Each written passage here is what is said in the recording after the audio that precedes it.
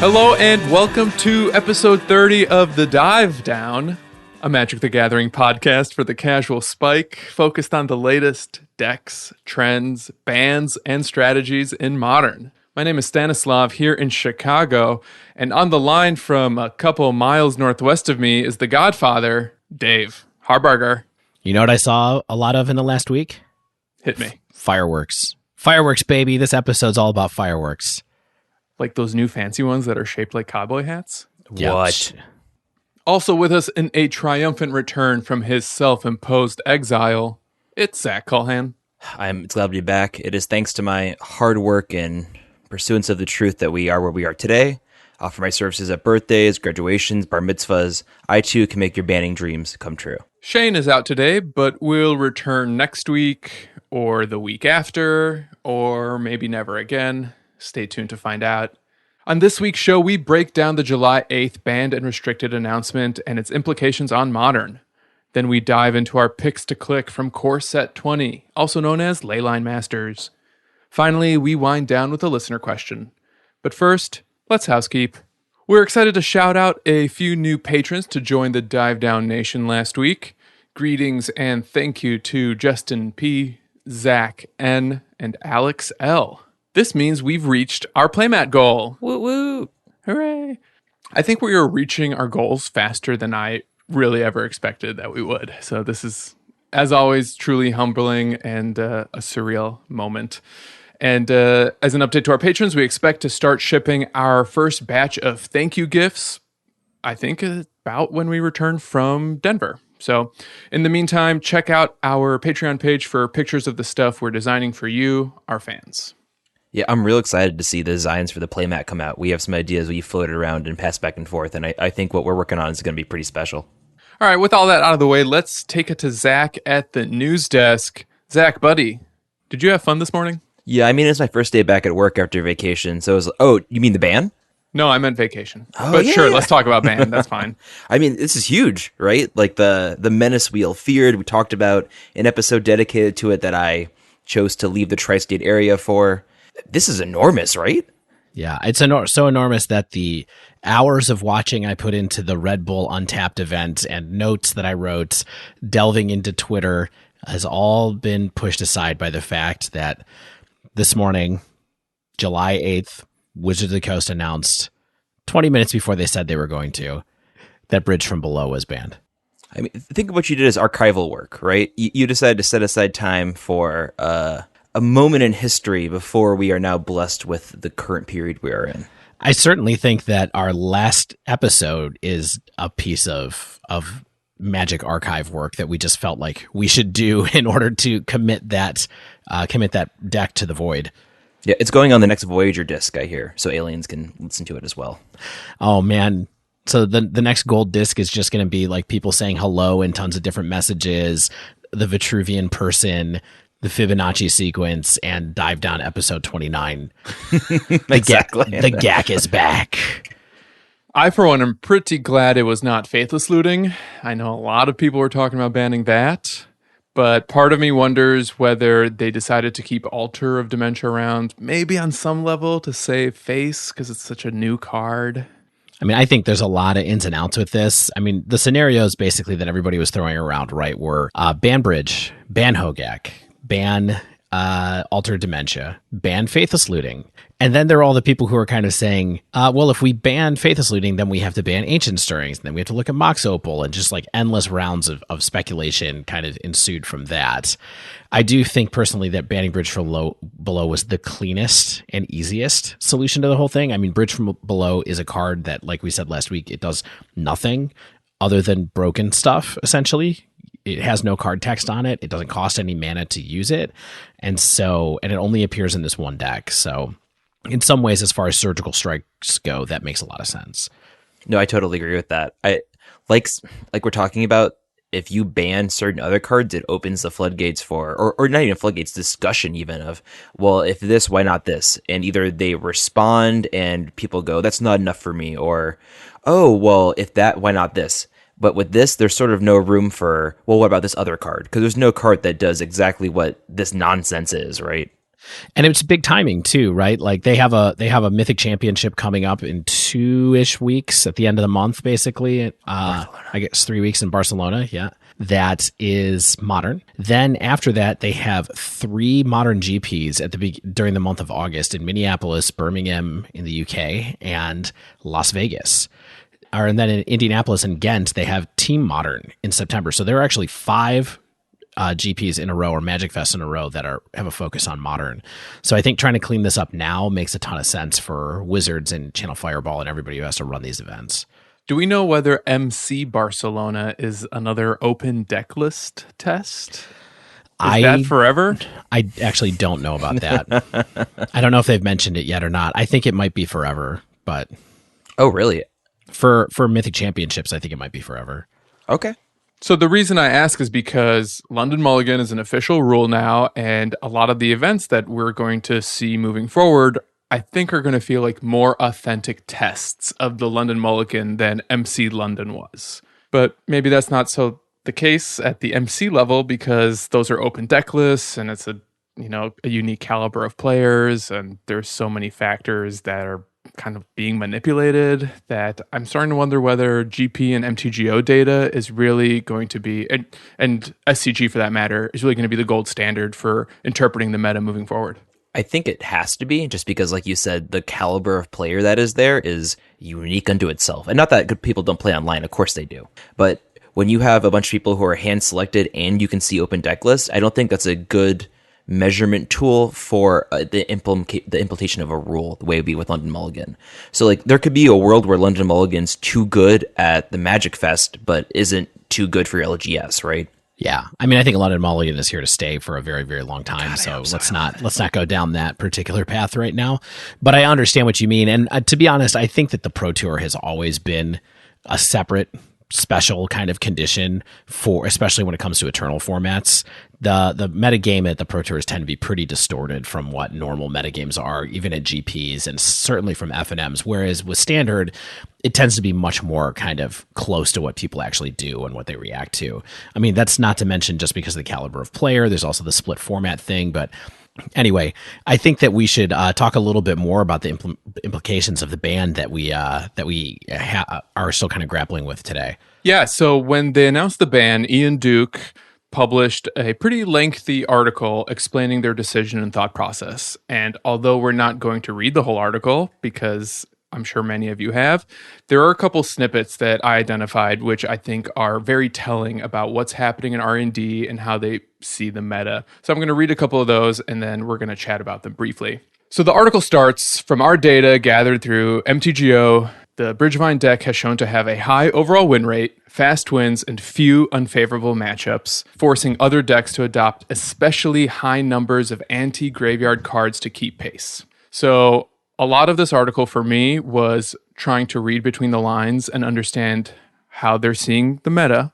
And the first thing I did when I read this sentence was basically infer that other decks that players were upset about, such as Is It Phoenix at the start of the year, didn't meet these conditions. Yeah, but maybe KCI did, right? Because in a different way. I mean, KCI wasn't a graveyard deck, but, it's interesting to see what trips them to ban something as opposed to what doesn't. It's clearly something a little bit more than community outrage, because there certainly was a lot of furor around Phoenix, like you said earlier in the year. And now, it took only 3.5-4 short weeks of Hogak before they were like, we got to do something. In my mind, it's much easier to draw a straight line from KCI to Hogak than it is from Hogak to Phoenix. And we've talked about this on the cast, whether or not Phoenix is a quote unquote fair deck. And that's a whole discussion. But I think everyone can agree that Hogak and KCI are inherently unfair decks, right? And it's a sort of thing where, win rates aside, everything, there's a certain level of magic that's being played where there's weird timing windows, there's weird interactions on the stack where it's almost like you're playing a different format or a different version of the game than your opponent, and your opponent has to relearn how to play Magic, or you know what I'm saying, has to reinvest themselves in the rules, especially niche rules, in order to play against you, and that's not a good way to be. Yeah, I think that's especially true when you see your opponent going off with Altar of Dementia, and you're sitting there even with like counter spells, and you're like, oh, there's just nothing I can do because they're interacting with the game on a level that is broken. Yeah, and I think the The other thing, Zach, I'm not sure how much you listened to last week's episode or if you just kind of immediately deleted it when you saw what it was about. No, of course I listened to it. Come on, guys. But, the one thing that I think fits in here is that I don't think any of the three of us that piloted the deck thought it was even fun to play, even when we were winning. So I think that that's pretty telling as far as just the way that it feels. That's a qualitative thing, and Wizards was operating off of quantitative data, but not being fun for anybody certainly is a big factor. Right. If you have to apologize to your opponents or feel like you want to, that's bad. I never apologized when I was playing Storm. Maybe I should have, but I usually would apologize while playing Storm because I would ask my opponents to keep count of my Storm count for me. Oh, that's I'm sorry. I need you to do this for me. It's the worst flex. Can you count how much mana I'm about to make? By the way, did you guys see that they updated the competitive rules today as well, and you're not allowed to use dice to count mana in your mana pool anymore? Just a hot tip. We'll come back to that some other time, but worth Googling. Yeah. This is literally the first time hearing that. Wow. You have to do it on paper. Ooh. So Look it up, everybody. Berries? No, you can't use glass beads. You have to use. It's a very complex rule change that they made, but the net that I read from Ricky Hayashi was you have to use paper basically to keep track of your mana pool now. Right. So Dive Down Nation, have a little bowl of snacks next to you. I'm going to suggest raspberries and blueberries for red and blue mana, and then when you use it, just go ahead and eat it. I think that would be a Comp-Rel rules violation now. Oh my goodness. Okay, we'll talk off mic. All right, so a couple other excerpts from Ian's article. He writes, in the case of Hogak Bridgevine, its initial overall win rate on MTGO was over 60%. In recent weeks, Bridgevine has been the most played modern deck on Magic Online and has earned over 3 times as many 5-0 league trophies as the next most deck has. That's absurd. Yeah, that is bananas. I don't know if I've ever seen a data point like that shared before. They've never shared anything like that. I think you're right. It has only 2 unfavorable matchups among the other 10 most played decks and has a high win rate against lesser played rogue decks. Especially telling is its game 1 win rate of roughly 66%. Do we want to take a guess on what the 2 unfavorable matchups are? So my guess is one of them is blue-white. And is the other Jund, do you think? Or maybe E-Tron? I think it's probably E-Tron and blue-white control would be my guess too. Just because E-Tron has Chalice and blue-white has main deck Surgicals as well as Rest in Peace. By the way, the one data point we have as far as E-Tron, since we're not going to do a deep dive on tournaments this weekend, it was 8 of the top 16 decks were Eldrazi-Tron, including 3 of the top 8. I think that's right. And there were 3 Hogak decks also in the top 16. So 11 of the top 16 were either Chalice decks gunning for Hogak or Hogak itself. That challenge, by the way, was won by humans by Gall Schlesinger, former guest. Just a Gall. All right, back to Ian Duke.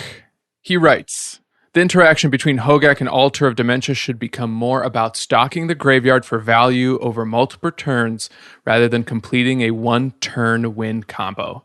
This should open additional avenues for other decks to interact via creature combat, creature removal, or graveyard removal, and may also force graveyard decks to include more interactive cards, further slowing themselves down. So I'm reading this and I'm hearing them say, we think the deck is going to continue to exist, just in a more fair access. Yeah. I mean, what do you think about that, Zach? Honestly, I love hearing that. It's happened in Magic, and it happens a lot in other games. Hearthstone comes to mind, for example, where a deck is very dominant, and they just neuter it completely. Where the deck, all the good pieces are either changed or banned, where even the archetype is no longer viable because either, bad memory associated with it, or, it's bad on camera, etc. So I like that, even though obviously this deck was oppressive, and it was very bad for the meta was warping around it, we don't think that Vegevine is too broken of a card. And Hogak, we can talk about, but other pieces of the deck I think are totally fine, and I think not removing that style of play entirely is smart, and I approve. I think it's a really weird kind of situation to go into, because now we're going to get into this thing where what's the best dredge deck? Is it a deck that does not even have any dredge cards in it? Or is it actual dredge is going to come back with Creeping Chills and all of those fun toys that we talked about so many times? People have been hitting the brewing on how to fix this deck without Bridge from Below very, very fast. I mean, we've already seen a number of decks pop up in the Dive Down Nation chat. We've seen some online and on Twitter. There was even so I just want to give quick highlights of a couple of these because I do think there's a good chance that the core of Hogak plus Altered Dementia will be something that continues to be good. I just wonder if it's going to try to win more often via creature combat and just use Altered Dementia to fill the graveyard for reanimation targets, or if there's any way it's going to try to do a mill kill anymore or not. Time will tell. So there's 3 decks that I've seen so far pop up, and I'm not really going to read the lists, but I'm just going to mention the cards that are in them instead. A couple of weeks ago, a bridgeless Hogak deck 5-0'd on Magic Online. I think a ton of people noticed it in the deck dump, and notable features of that deck included Hedron Crab and Death Shadow, in addition to sort of the normal package of Hogak Vine kind of cards. So keep your eyes out for that, or check out that list if you're looking for it.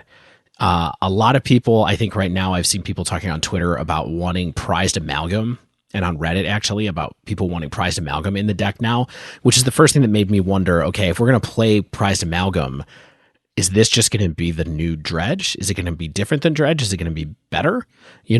Or is the other Dredge going to win out? So, responding to something Shane said last episode, I've thought about that, where Shane compared the Hogak deck to Dredge, where he said Dredge you can sort of go on autopilot a little bit or have similar play patterns, and this one you feel like you have to be on top of it all the time. I do wonder if Dredge is different enough of a play style that 2 decks can exist at the same time. Yeah, this is kind of what I'm getting at too. I think that's very possible. It kind of makes me think of, is it Phoenix and Mono Red Phoenix coexisting? They have very similar shells, but fundamentally different in their own regard too. So there's that kind of overlap that's coming. Is Prized Amalgam going to be good enough? And then the last one was a deck list that was shared by one of our Patreon members in our Patreon chat today. The member of the nation's name is Train. And Train is actually the person who first alerted all of us to the Hogak Bridgevine deck in the first place, back a couple of days before it broke on Twitter. The deck list that they shared with us today used 2 cards to replace Bridge from Below, and they were super surprising to me. One of them is Nettle Sentinel, somehow, and the other one is a card from Lorwyn, I believe, called Marrow Bone Gnar. And here's what these 2 cards have in common. They're both 1-drops, okay? One is a black card, and Nettle Sentinel is obviously a green card. They're both single mana cost cards, and what they do is they both untap when a black or green spell is cast respectively. So the idea here is you get these cards out of the graveyard and they untap every time you cast a Hogak when you could use them to convoke a Hogak from the graveyard into play. So it's another kind of infinite loop. That is a spicy meatball. It's a question of what is good enough or too fragile to really be good as a replacement for this. I don't know if this deck is going to stay tier 1. Lots of people I've seen online are saying that they pretty much believe it will still be good. I think time will tell, but I will say this. I don't think you should quite start moving your expensive cards from this deck yet, because these are cards that I think will always have a chance to be broken in some shell at some time in the future.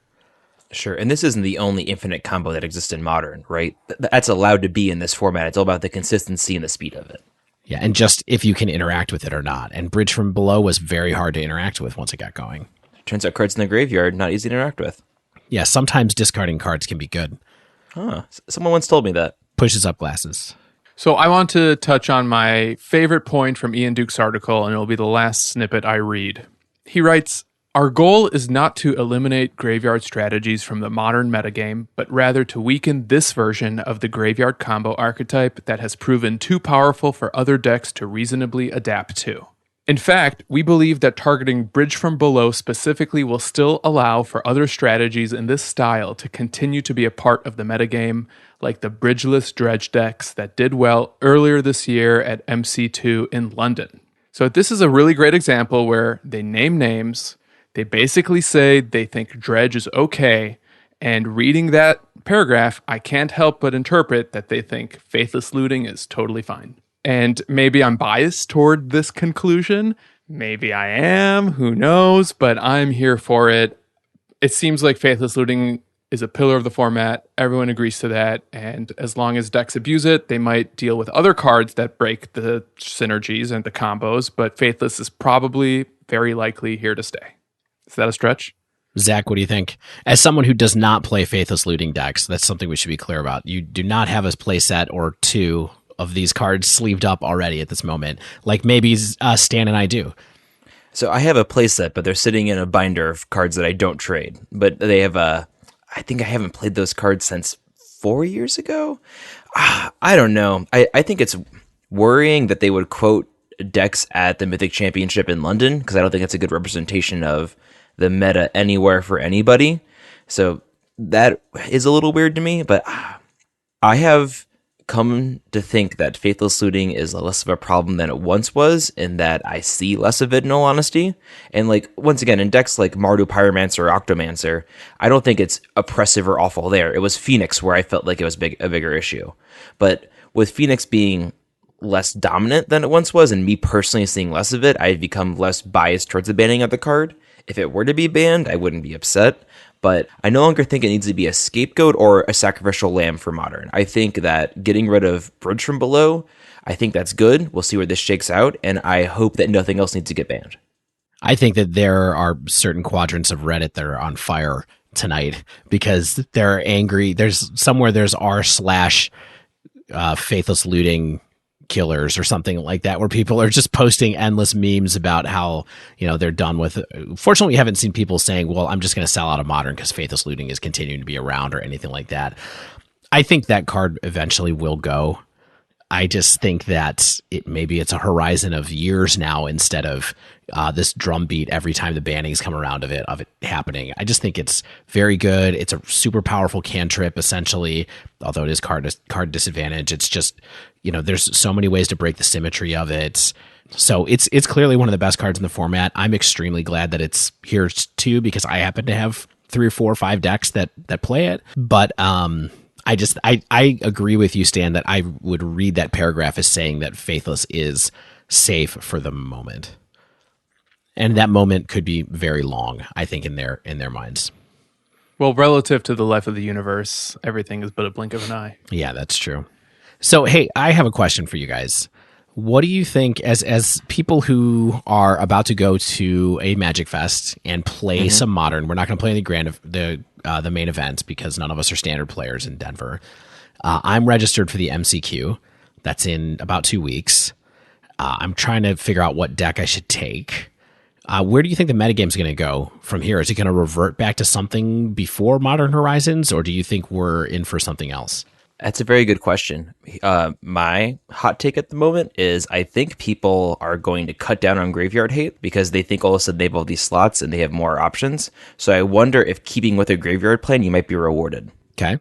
I do think it's going to be very similar to what the meta was like a month ago before Modern Horizons was printed, but a lot of the decks that were popular then are just going to be using Modern Horizon cards. I think even things like Grixis Urza, I see that, and it still looks to me like the old Thopter Sword War of Invention decks. And even though they're now using these new cards, and the same is true with Phoenix using Aria, Humans using Giver of Ruins, etc. So I don't know if a new deck is going to have time to break open the format. Maybe Edgar's Elemental tribal deck will be the one, but I think if you're really comfortable with a deck that you've been playing all year and it's not Bridgevine, you're probably going to be okay in any upcoming tournaments. I mean, this is the advice we always give, right? Play the deck play the deck that you like and have a lot of reps with. Yeah. Yeah, Dave, use your own best advice, or at least my own best advice. My question is a little bit more just like what's going to happen. And I'm extremely hopeful that Shane talked about this a couple of weeks ago when we were talking about Modern Horizons, sleeve it, heave it, believe it, sleeve it, believe it, heave it. When he said he was annoyed that Hogak was overshadowing all this other experimentation that was going on from Modern Horizons cards. And I think, one thing I've been wanting to talk about for a long time is just under the radar how many Modern Horizons cards have started to make an impact in Modern itself.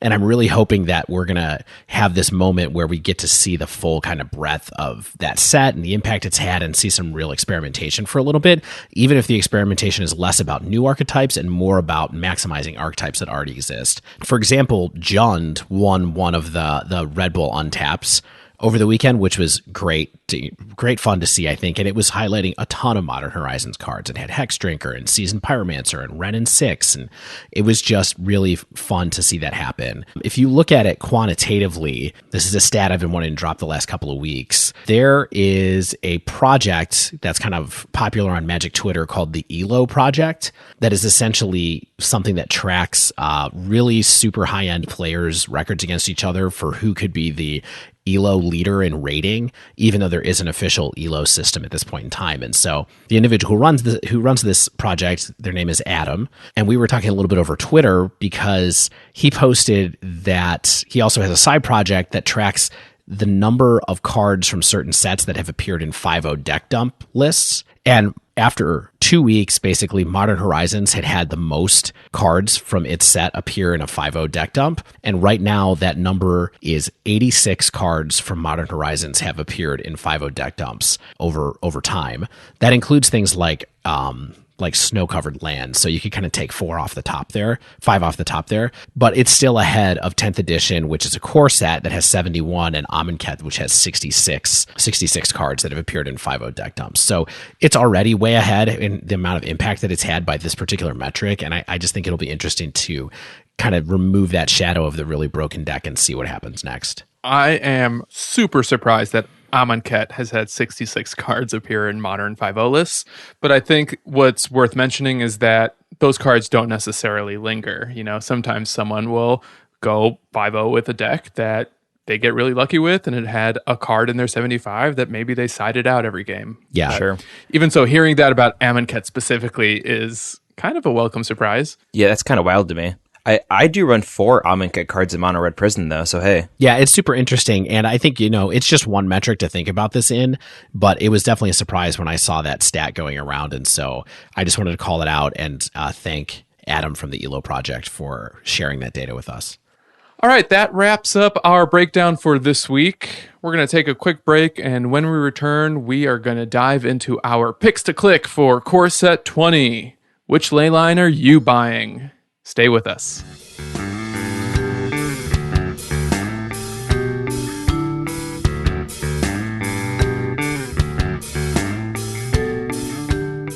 And we're back.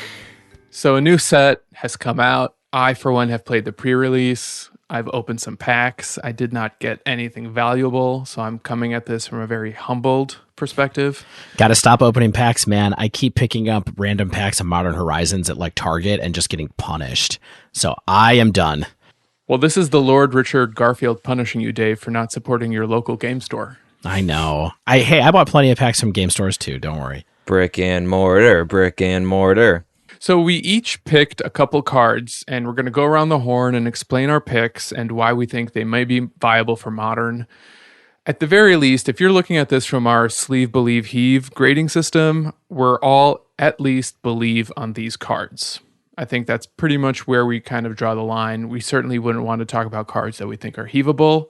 Some of us may be hotter on our picks than others, but if nothing else, these are some of the places you want to look at when a new set comes out and consider, how you measure new cards and how they could impact an Eternal format like Modern. Yeah. And let's just talk really quickly about our rules of engagement here for stuff. We've belabored this a couple of times, but I'll try to give the highlights.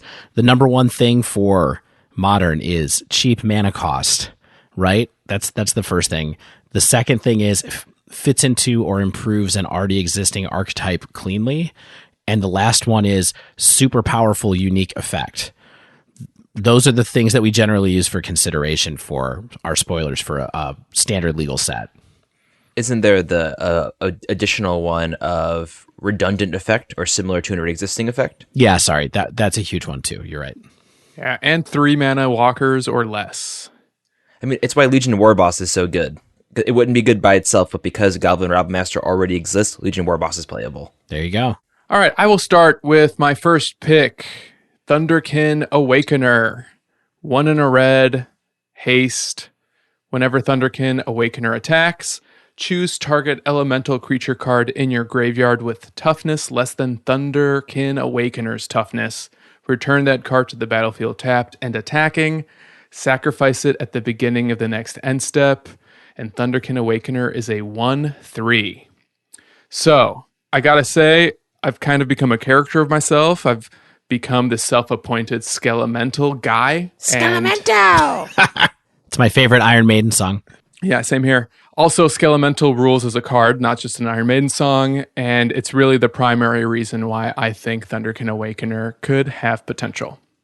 Yeah, no, this card seems bonkers. Absolutely. Yeah, maybe it's not even just Thunderkin. Maybe it's also Ball Lightning. There's probably other elementals in the annals of Modern that I'm not even aware of. But Groundbreaker, Earthshaker, Dirt Mover, Yeah. Flint Haver. Pant, Collar, Tugger. So for starters, I'm extremely relieved that Faithless Looting is still in the format because I think it's really important for the Thunkerin Awakener deck that a lot of people are imagining right now, myself included. And really the line that I think people all want to try to pull off is turn 1 Faithless Looting, put at least 1 Skelemental in your graveyard. Turn 2 Thunkerin Awakener, swing with your hasty creature, trigger a Skelemental, or at the very least a Ball Lightning, swing for 7, and if possible, make your opponent discard 2 cards. Living the dream. Welcome to Magical Christmas Land. Honestly, for starters, one of the reasons why I think Thunkerin Awakener is excellent is that he doesn't exile the creature he pulls from the yard. So you can just keep repeating this effect. It almost feels like it was a mistake. Yeah, Stan, when you typed that in the chat, I had to double check the card because I'm like, oh no, he must have missed that. Oh my goodness, it doesn't exile. Yeah, so other point to mention, he's not even a legendary. So you get to run 4 of them. You get to run 4 Faithless Looting. You get to run 8 Ball Lightnings, and you're a Johnny player forever at every LGS. For what it's worth, I don't think this is the piece that was important for Skelemental to break Modern. You know, we kind of touched on what's going to be the new deck. I think Skelemental is a good, fun, strong deck, certainly for LGS play. I don't know if it's the next competitive meta shaker and mover, but you know, I'm delighted to see red-black aggro strategies consistently putting up results in the 5-0 deck list specifically. And this is the type of card that absolutely needs to be tested in those strategies. I really like that this is a card that enables a deck that is still weak to creature removal. And I think I really like a modern format where creature removal will delay the game and make the game winnable for quote-unquote more fair mid-range decks. So obviously a turn 2 Skelemental attacking is wild, but Path to Exile stops that pretty cleanly. But even Gutshot and Lava Dart stop that pretty cleanly. No, exactly. There's a lot of answers to it, and it's very powerful, but it can be answered. And I think that's a really good place for Modern to be in. Yeah. So I'm not an MTG Finance pro, but last I checked, this card was pre-selling for less than $2. And the only reason I mention that is because there isn't a huge risk of ruin if this card ends up being a dud. You know, it's sometimes the game we play when new cards come out and we're speccing on what's good, and you sometimes buy a playset, and maybe you buy a playset for like $5 or $6 a card, and then you're like, oh no, I'm out $20. But here you're out the cost of like a master's pack, and that's not the end of the world. Archmage's Charm.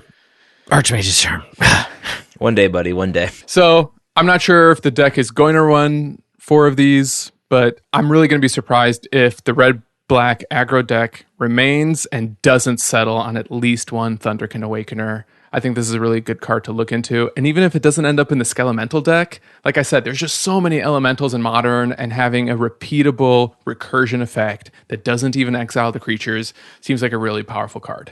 So at 2 mana, I think this is going to be a definite player in the weeks to come.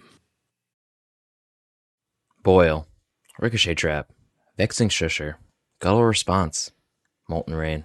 These are but a few of the cards that I have graced my sleeves, have graced my decks, while I desperately seek an answer to blue-white control. But no longer do I live in fear. I gaze upon her good light. Ladies and germs, Chandra, Awakened Inferno. I love this card. I did not pre-order it because I'm a big dum-dum and thought it would go below its pre-order price, and now it is $40, so that's the world we live in. I know, Stan, I see your face.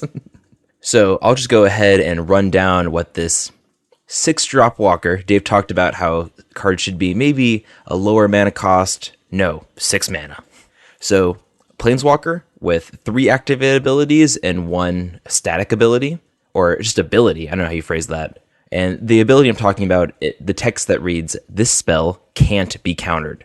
And oh, what good text, what beautiful text that is. I mean, I think it really makes the card before you go into all your other abilities. But like that line of text is why I wouldn't, outright disagree with what you're saying. So she is 6 mana, 4 and 2 red, and starts at 6 loyalty. Has the aforementioned can't be countered text. And then her first loyalty ability, plus 2 loyalty. Each opponent gets an emblem with, at the beginning of your upkeep, the emblem deals 1 damage to you. This is very good. This is very, very, very good. It's just a free, Curse of the Pierced Heart that you can't interact with. I thought the same thing and did not order it because I'm like, oh, it's fine. It's Curse of the Pierced Heart. But you can remove that. You can get rid of Curse of the Pierced Heart. You cannot get rid of this emblem. It is there like a thorn in your side, and I love it so much. So a big issue with the decks I play, Prison and Scred mostly, is that there's really one true maximum for blue-eye control, and that's the longer the game goes on, the less likely I am to win. So after a certain point, they're going to have walkers, they're going to have card draw, and I'm going to be in top deck mode, and they're going to have a full grip of cards.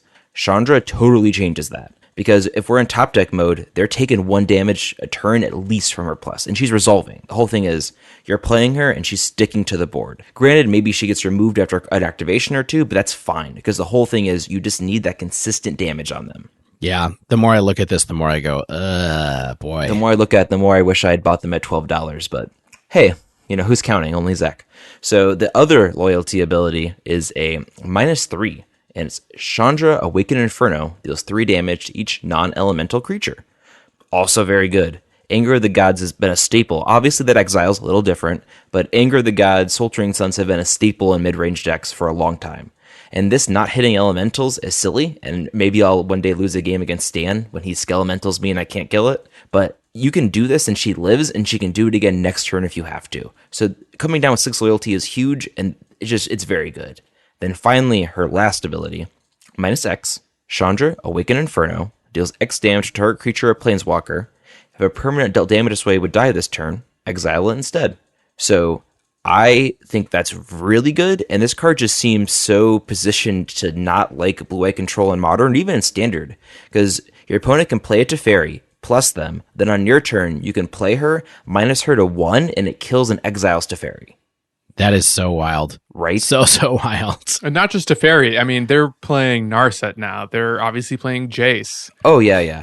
I just have a particularly sore spot for the 5-drop Teferi, so I thought about ways to remove him before I thought about broader applications. Yeah. Yeah, I'm just excited for this card. I missed the boat because, once again, I am a stubborn boy.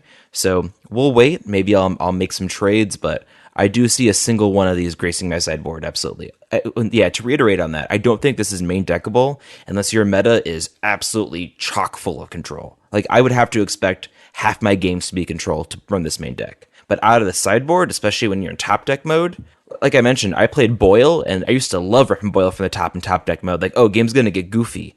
But this goes from game's going to get goofy to, oh my goodness, maybe I just won. And that's can't be countered. Like, it creates an uninteractable clock. I love it. Once again, I didn't buy them, but I have, between me not purchasing them and this moment, I have become a full convert to this. I love this card. So, Zach, I agree with you. I think this card has a ton of potential. And of all the red planeswalkers you've talked about on previous iterations of our set previews, this one is probably my favorite to date. There are some cards in Blue-White Suite that do answer this somewhat cleanly. So, for starters, Celestial Purge comes to mind. Absolutely. But you do get at least the activation off, because you play a walker and you retain priority, so no matter what, you play her and get to get the emblem.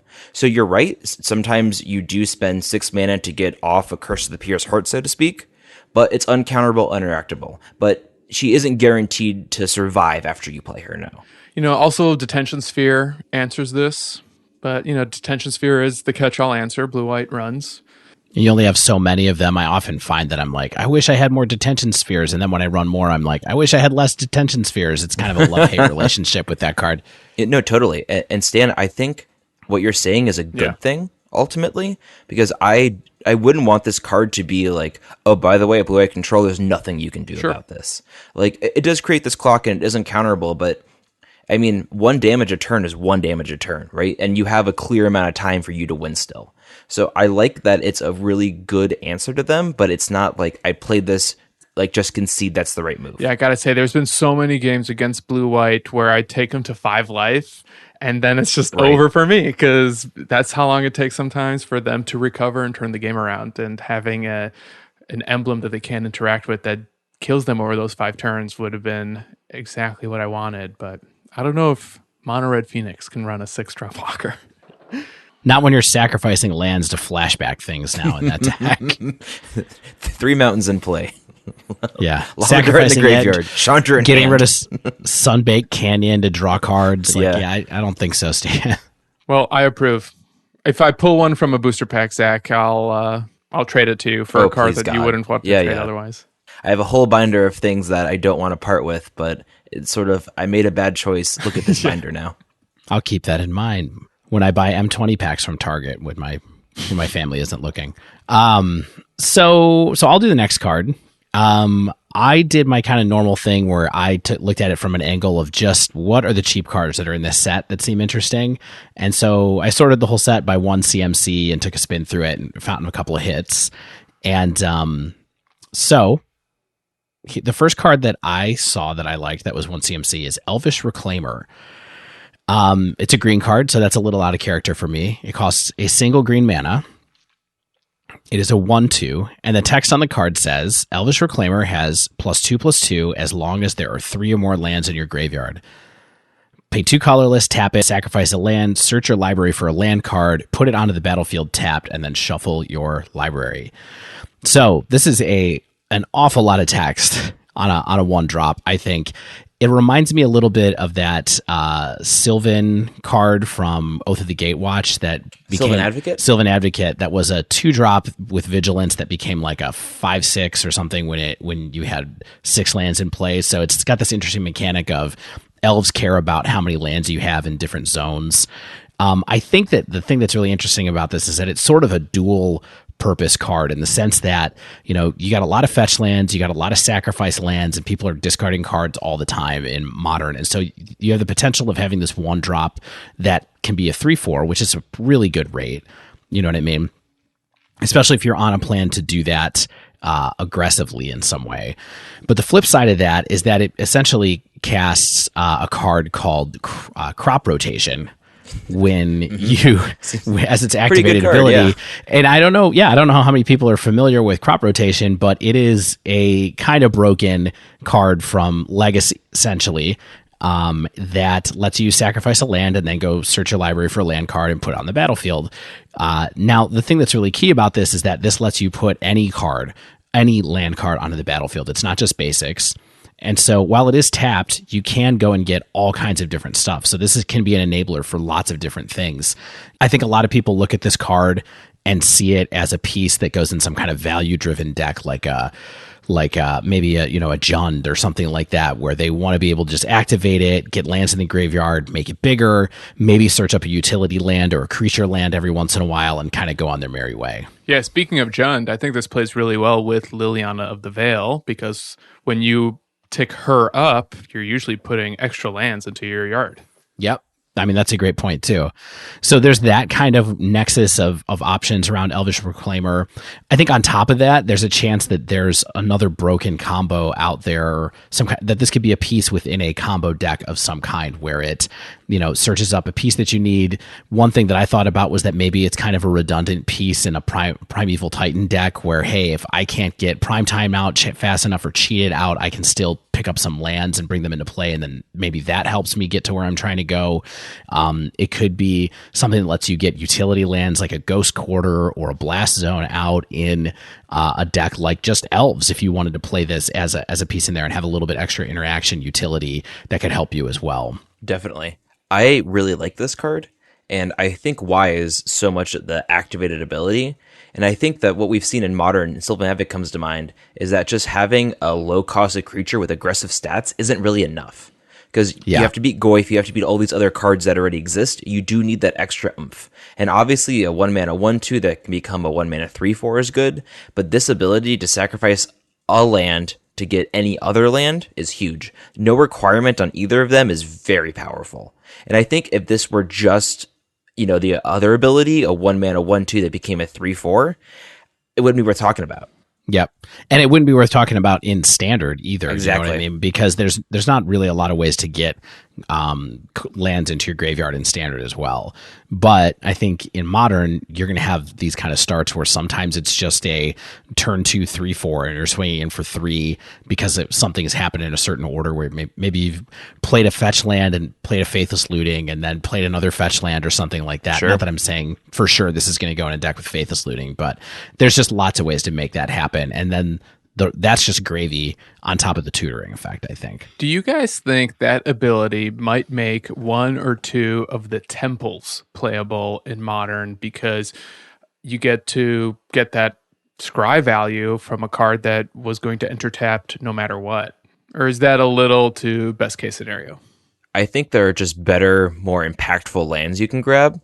And like that's fun, but if you're activating that ability, you probably aren't trying to get a value engine. You're probably trying to get something that's getting you towards your win. I mean, I think it depends on the deck. Like maybe you run a couple of those. I think it's more likely to go and get a Raging Ravine. Yeah. Though, honestly, where you're kind of like, okay, I need some more creatures, so I'm going to use this to search up something I can attack with. Yeah, or a land with a wild activated ability, something like that. I think the activated ability is particularly interesting with Field of Ruin being played right now as it is in Blue-White Control and other decks, where grabbing a land from your deck might make it a liability to being destroyed. I don't know. I think this card's cool, but I don't think it seems incredibly oppressive or broken to me. I think it just opens more unique design space and more cool decks. All right, so we've gone around the horn once. You guys want to go again? At least one more Spices and time. gold, absolutely. All right, I'm excited to talk about my next pick. It's my sideboard pick of the day.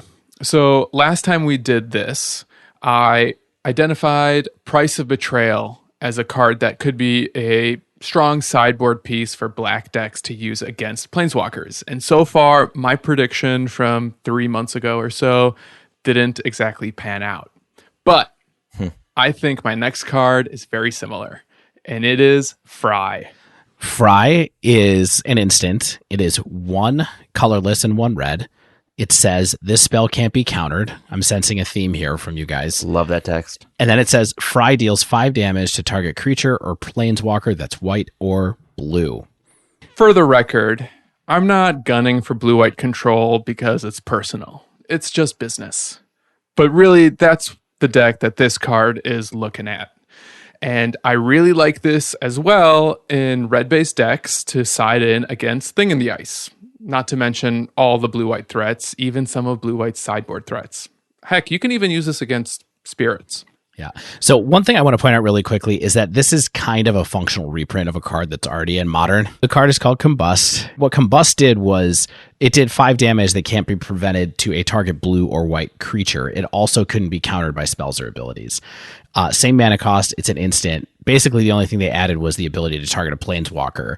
And that is huge, I think. And I think Stan would agree. You know, this is something that takes it from something that wasn't getting played in sideboards or even sniffing sideboards to being something that I think is viable. The last time I played Combust in my sideboard was when Splinter Twin was legal. And I think that really is what it breaks down to.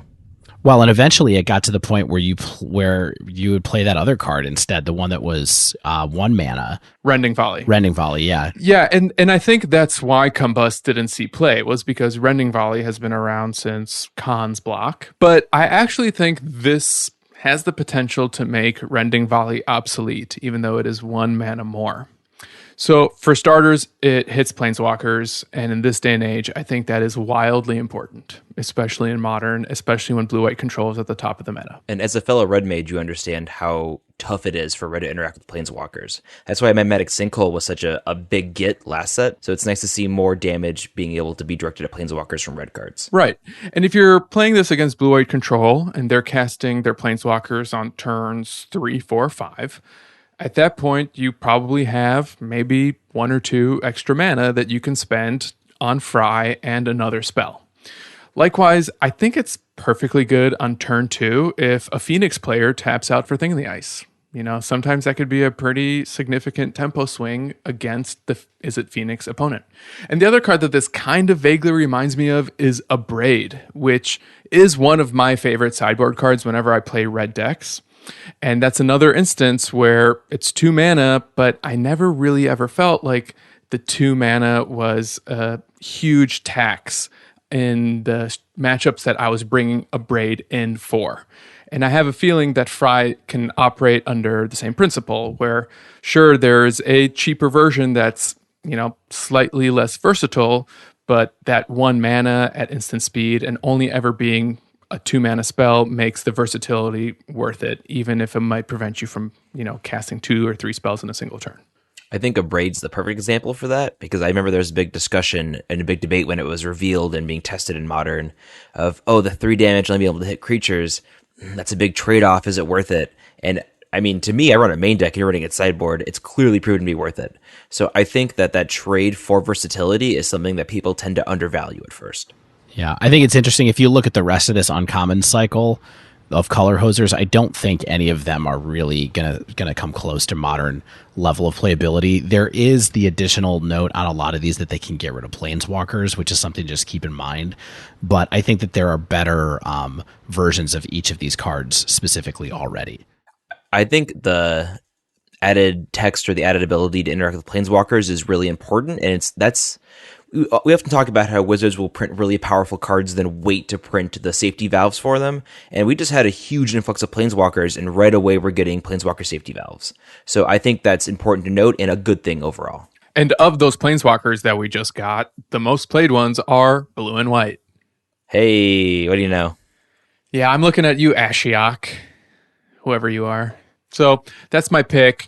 I'm going to pick up some of these. I'm going to double sleeve it. I hope I put it in my deck and get to cast it. Maybe I will eat crow in 3 months when we do our next set review of sorts. But till then, if you see me out in public and you have a copy of Fry, I will sign it for you.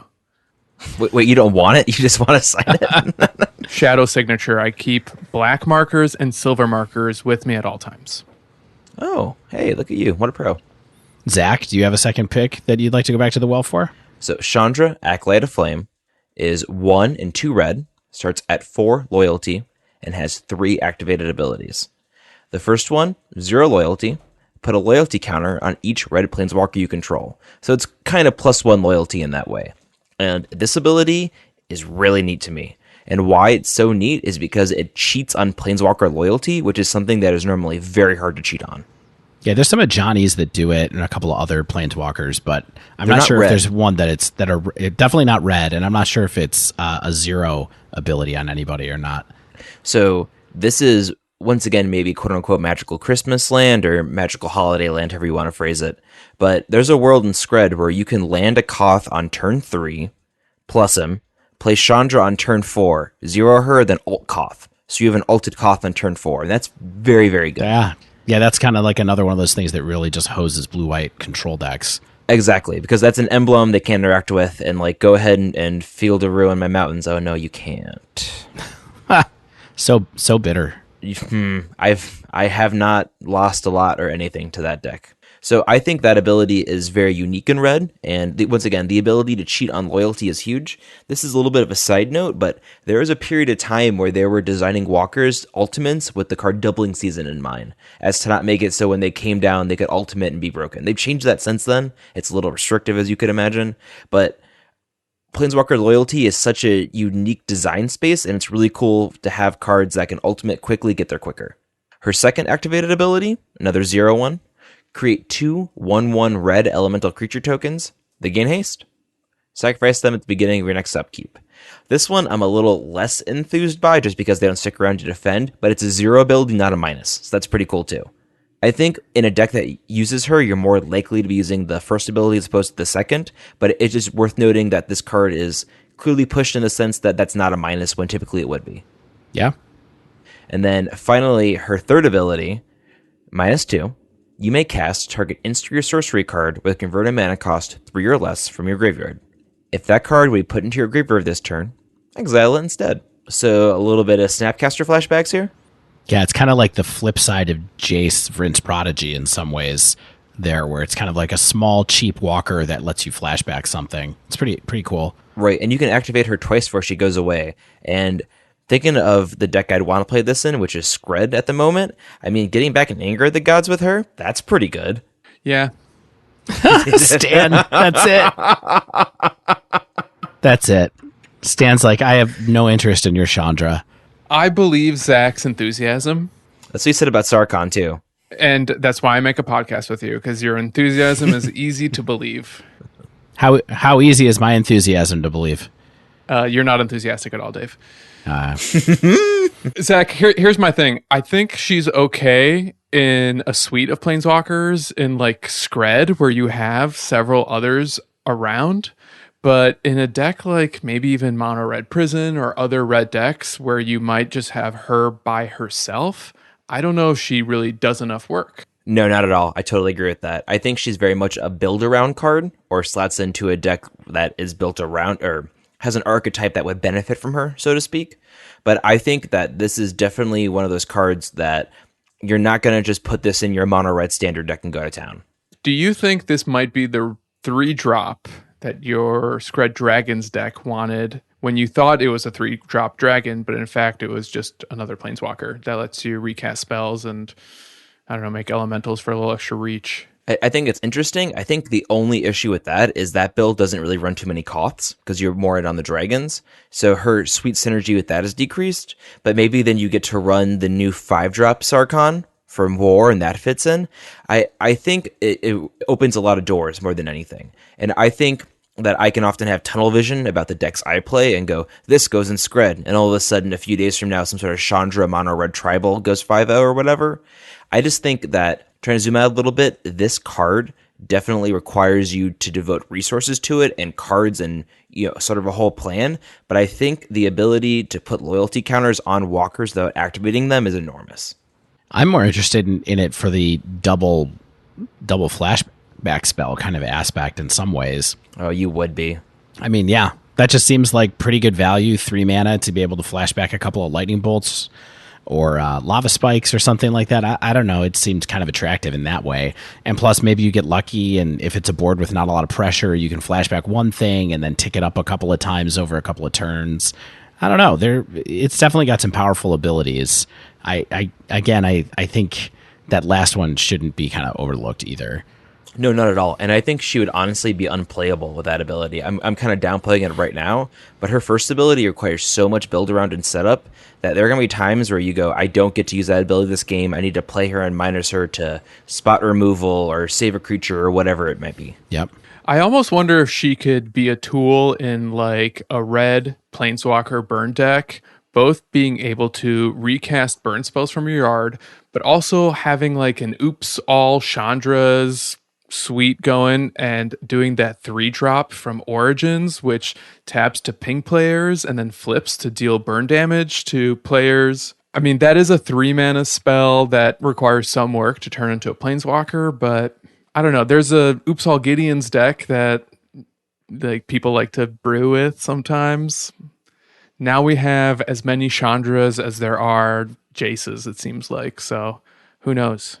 Maybe Chandra was the friend you've been looking for all along. Yeah, so I guess to reiterate, I'm not as strong on her as I am as a 6-drop, even though I pre-bought these and didn't buy the 6-drop. But that's neither here nor there. But I think this card opens a little more unique design space or more unique deck building as opposed to their Chandra, which just slides nicely into the sideboard of some decks. Yeah, I like it. Thank you, I made it myself. Perfect. You designed this card? So I have another 1 CMC spell for you. Surprise, surprise. This one is a little bit different. It's called Scheming Symmetry. Who remembers when this card was spoiled? I do. Nobody. So Scheming Symmetry is basically it's an attempt at a fixed version of Vampiric Tutor in some ways, or at least it's an iteration upon that card design. So it is a single black mana to cast.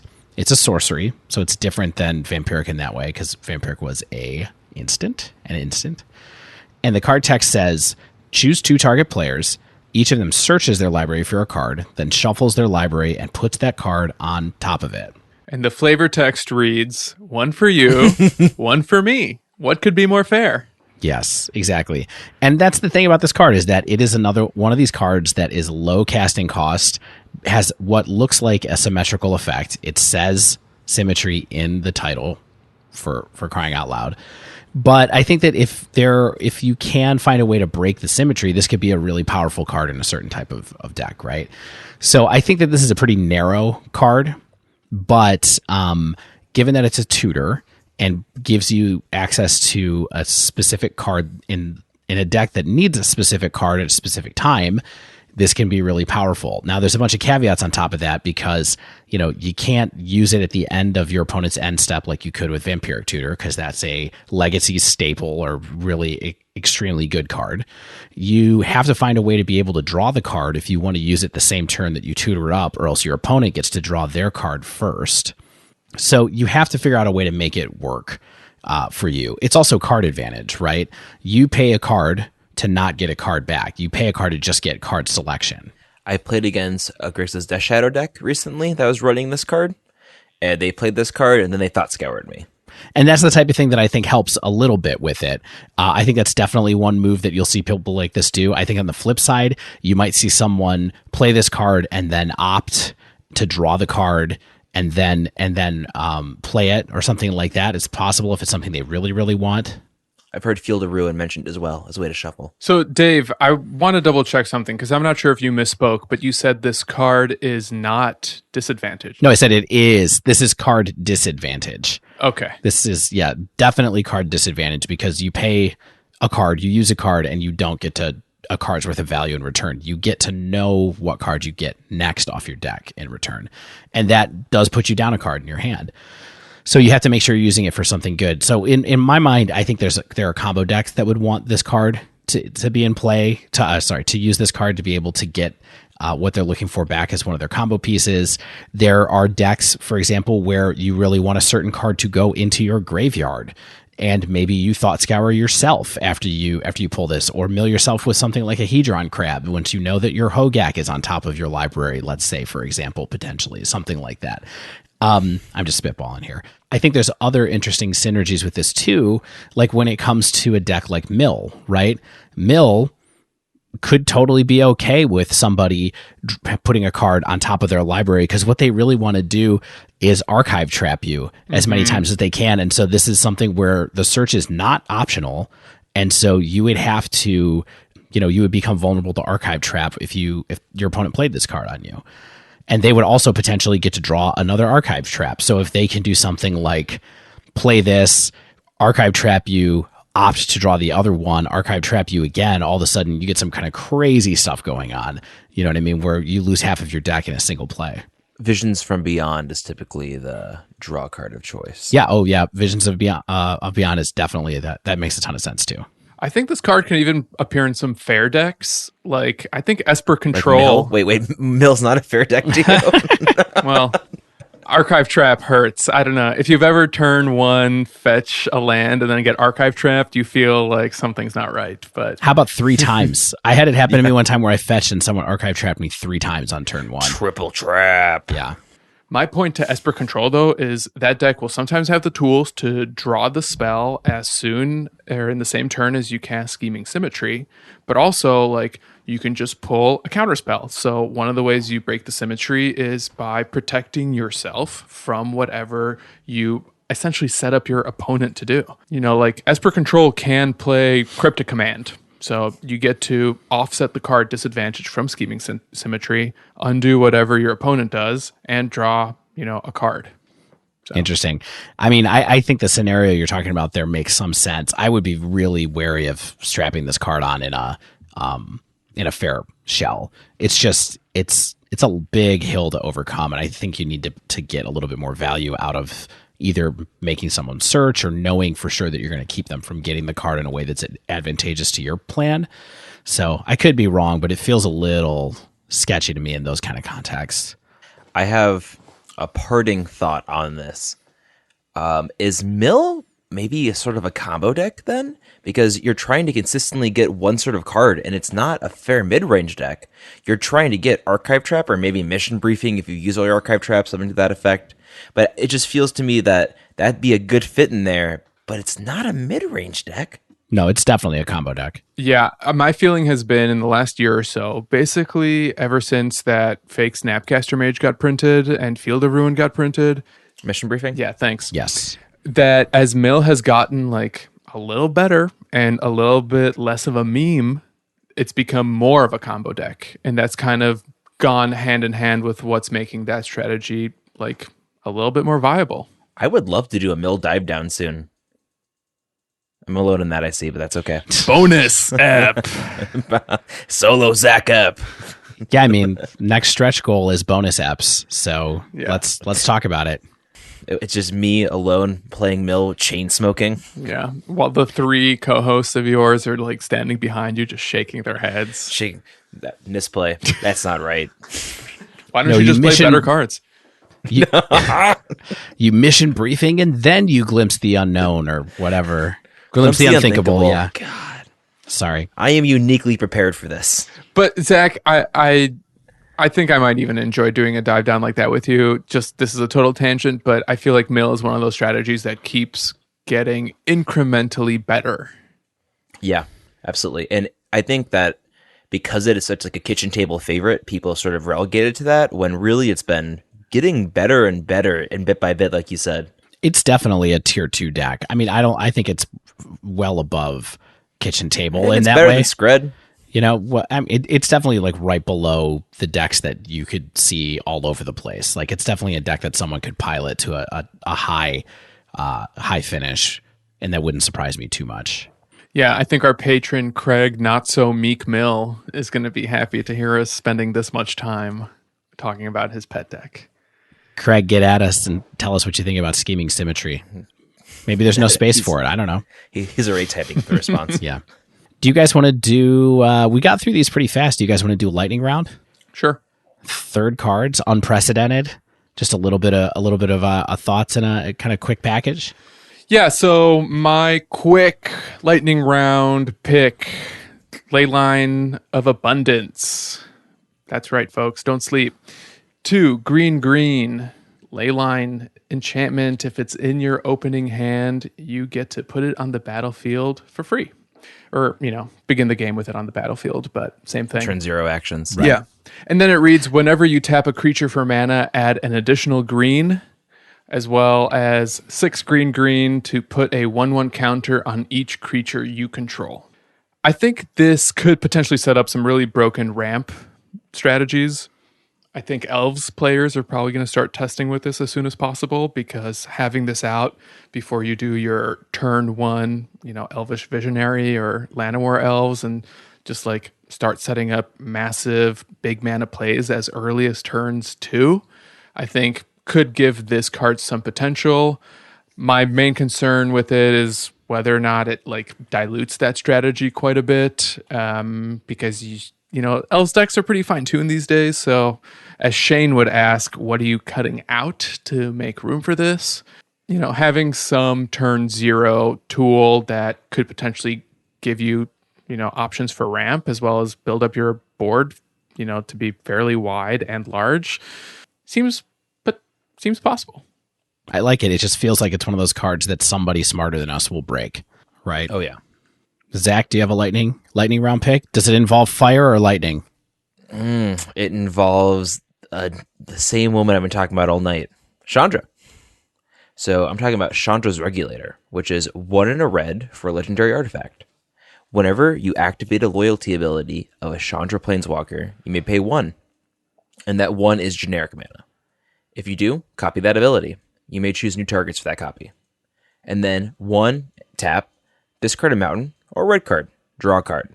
So why I like this card is because it's cheap, it's 2 mana, it has a static ability, and the activated one. And it has Chandra in the name. You caught Zach, me. who are you working for?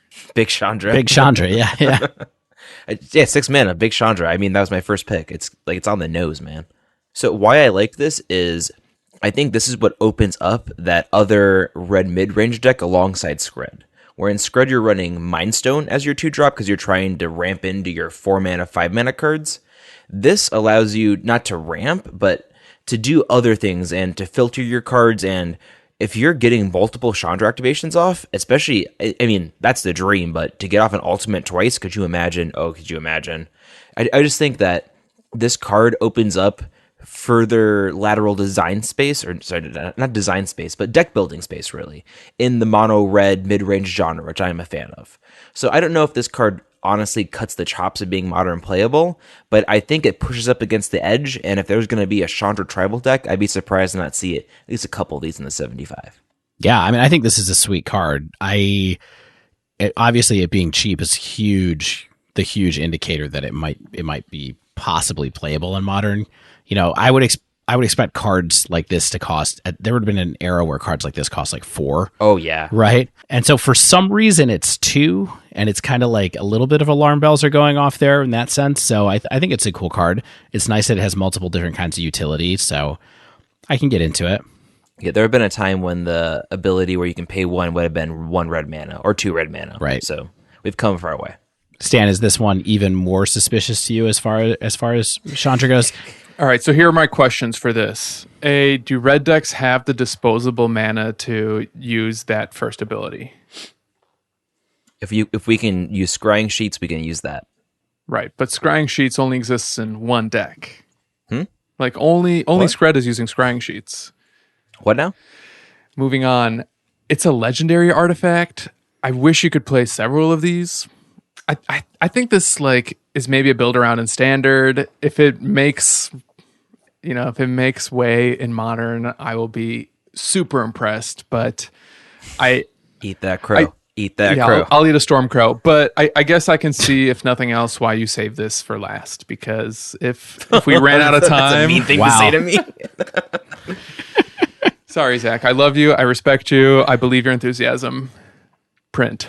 What you don't believe in is Chandra's vape rig, because that's pretty much what this looks like. The little pulling huge yarn. It's like the ohm dial on a vape rig of some kind. The plumes are Enormous massive. clouds. Yeah, that's funny. What, your joke? Yeah, I love my jokes. Okay, they're the best.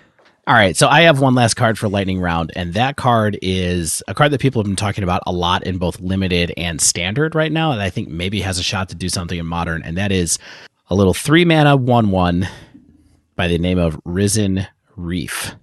What? Have you guys read this card? I've seen it in a lot of brews online lately. Yeah. So Risen Reef, it costs 1 colorless, a green, and a blue. It is a creature elemental, and that's important. It is a 1/1, and the text says, whenever Risen Reef or another elemental enters the battlefield under your control, look at the top card of your library. If it's a land card, you may put it on the battlefield tapped. If you don't put the card onto the battlefield, you put it into your hand. So this card basically says every time an elemental comes into play, draw a card, because there's no fail state for it that is not you gaining a card. Essentially, you cannot miss. Ooh, look at Stan's face. Stan, you don't like our lightning round cards.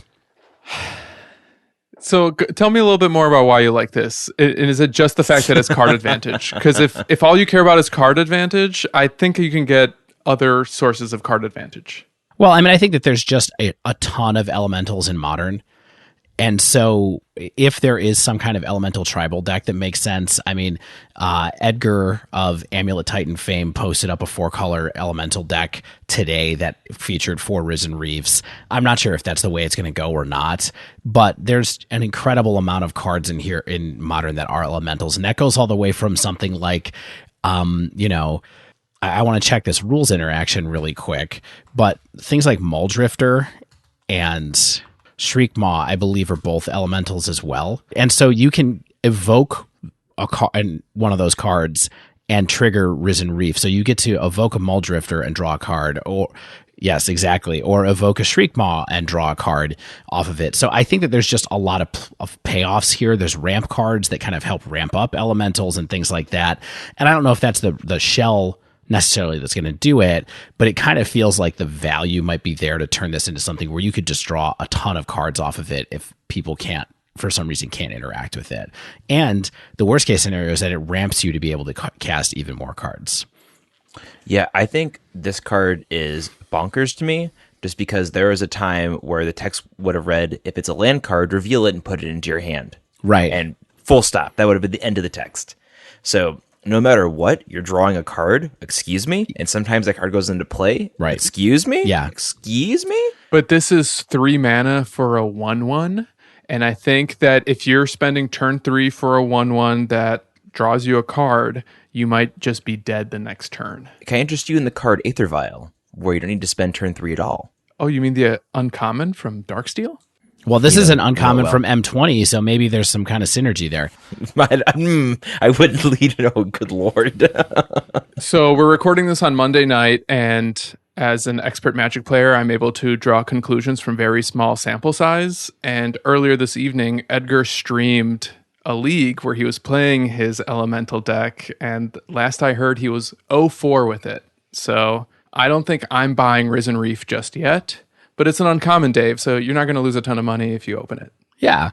Hey, this is my real kind of, I mean, all of my picks I think are kind of believe level, and this one has become believe minus level, but it just feels like there's some powerful stuff that could happen with this card, and maybe it's good enough to get there in the right deck. Well, so Shane's not here, but he did identify a single card. And how about we give a shout out to Shane's pick? And if you want to hear from him, you can tweet him. Yes, I think that's great. I think he would like that. So our very own Shane Beeps, he picked a really good one that I think would have been a really good discussion if he was here. But because of his absence, we're not going to talk about. And that was Brought Back, the white instant. Choose up to 2 target permanent cards in your graveyard that were put there from the battlefield this turn. Return them to the battlefield tapped.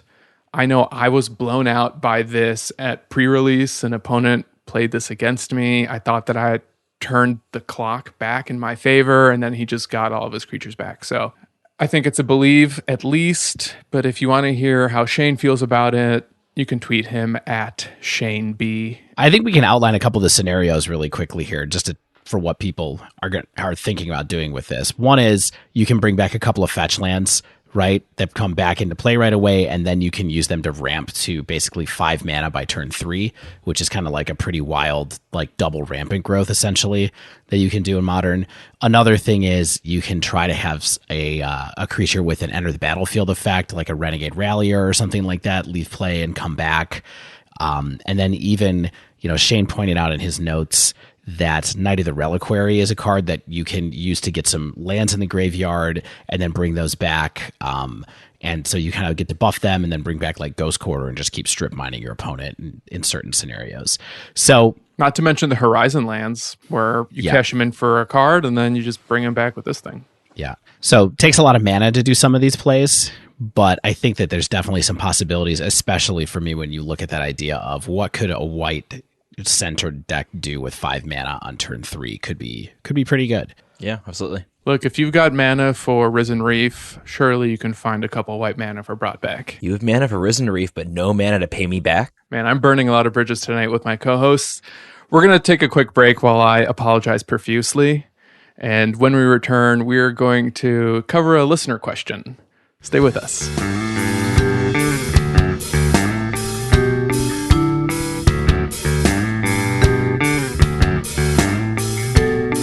So almost every week, we ask our loyal Dive Down Nation to submit a question for the Wind Down. And in light of the big earth-shattering ban news of this morning, we got a great question from patron Train, who we actually mentioned earlier in the episode, who asks, what are you going to do with all the sideboard and mainboard slots that just opened up because you no longer have to pack as many ley lines, rest in pieces, spell bombs, etc.? What do you anticipate needing them for? And the first thing I thought of when I saw this question is main deck surgical became a thing before Hogak. That was a response to Phoenix. So if Phoenix remains at the top of the meta, maybe those decks will continue to run main deck surgical. Maybe blue-white will too. Yeah, I have a couple of thoughts here. I think the main thing I'm looking at, especially as someone who's probably going to pick up Is It Phoenix again in the wake of the banning news, is that I'm going to be looking to take main deck surgical out of Phoenix and maybe take it out completely depending on what sideboard configuration makes the most sense. But I'm going to start looking at humans as being the thing that I want to swing some of my sideboard slots back towards to make sure I have enough creature removal for that particular matchup. And so that's where I think Gutshot and Lava Dart maybe get a little bit better, depending on how things go in that particular context. So I guess my answer is a little less graveyard hate, a little more creature removal, as I expect that humans will make a bit of a comeback over the next few weeks. This is an interesting question for me because right now I'm playing a deck that has a wish board, so I don't need to quote unquote sideboard the way other decks do. So I don't know that I cut my Tormod's Crypt, and it's in there really because of Bridgevine. And like, it's good against Dredge, don't get me wrong, but it was in there to combat that menace. But I wonder if cutting it would be premature. And I really struggle with this because it took me a little long to bring it in, and now I wonder if I'm being stubborn by waiting too long to take it out. I think you're onto something, Zach, because I wouldn't cut Graveyard Hate from my 75 entirely. You know, graveyard decks still will continue to exist. Relic of Progenitus used to be a great card. Yeah, for sure. I don't think anybody thinks you should cut it entirely, but keep in mind, we were at, 7 pieces of Graveyard Hate in some decks, 75, maybe even 8 in different configurations. So I think it's like, hey, if you're going to get back 4 sideboard slots suddenly because you back off a little bit, maybe less decks are running for Leyline of the Void without even thinking about it. Where does that go? So, Dave, your point made me think about what my sideboards have been lacking lately, and it kind of made me realize that while I still had tools for creature decks, part of that is because I like to think of humans as a bigger threat than perhaps it is sometimes.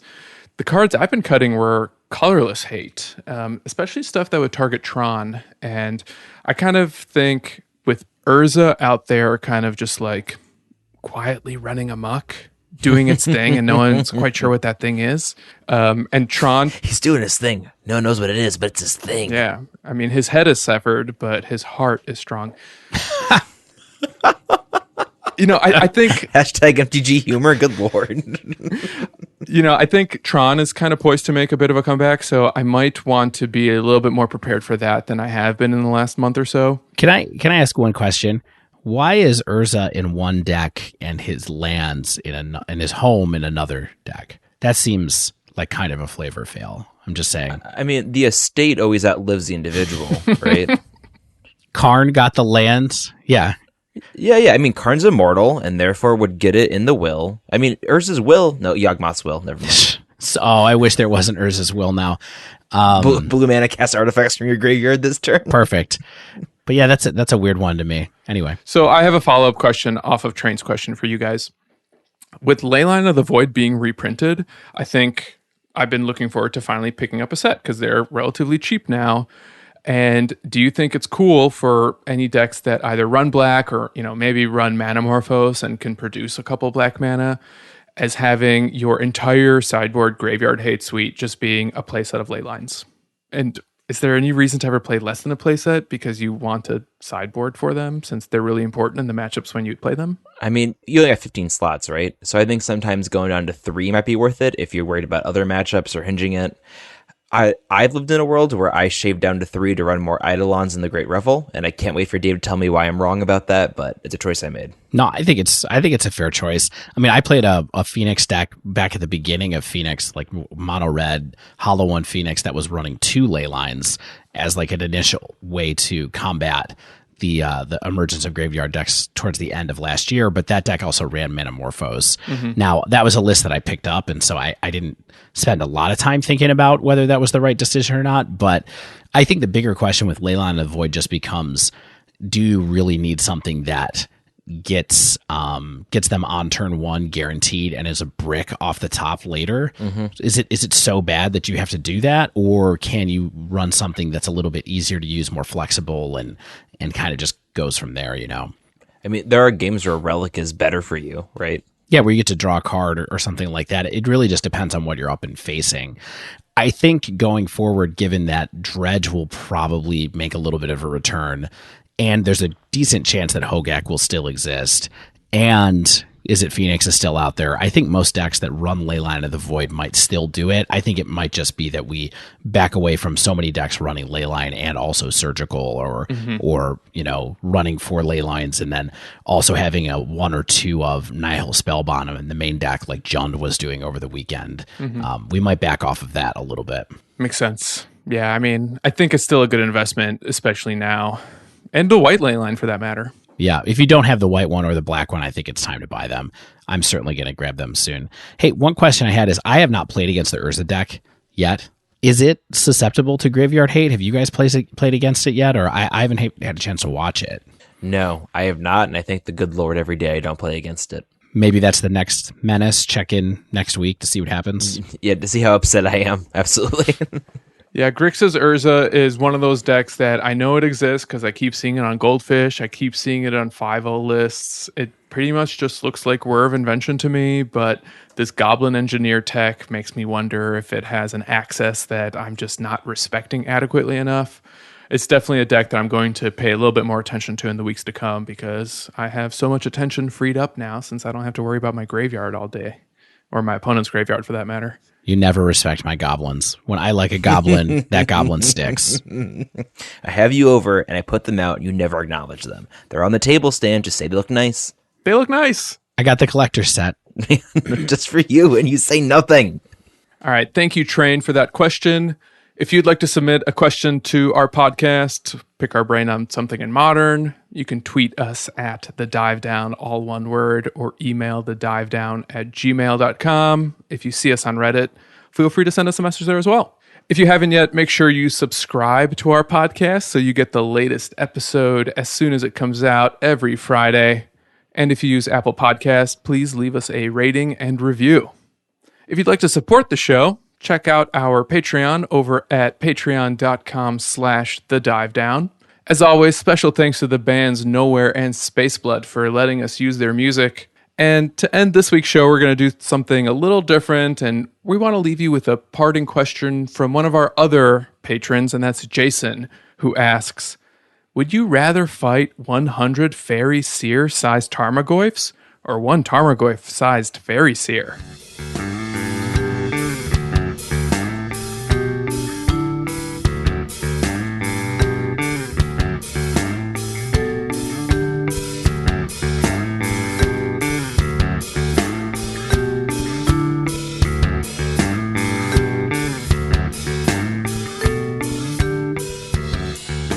How you guys doing? You mad at me? What, because you dragged our lightning round cards and we let you talk about Fry for 20 minutes? Mm-hmm. A card you didn't even know was a functional reprint of something else? Well, you see, the thing with Fry is it's actually different than Combust in a way you wouldn't expect.